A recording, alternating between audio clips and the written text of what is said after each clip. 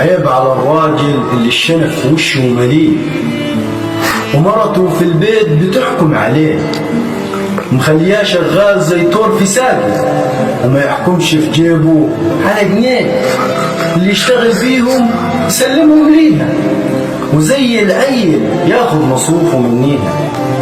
هي تصرف وتاكل ما لذ وطاب وخيره الناس هتوديه، هو يشوف بعينيه ما يقدرش يقول لها بتعملي كده ليه.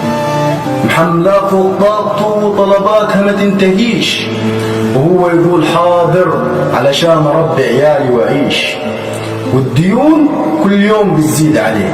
هي تعب ناسها وتوصلهم وتخليه قاطع اخواته وامه وابوه غضبانين عليه. تشوفه ماشي في الشارع تقول راجل مفيش اتنين زيه، ده الراجل اللي يرضي مرته على حساب والديه التراب اولى بيه.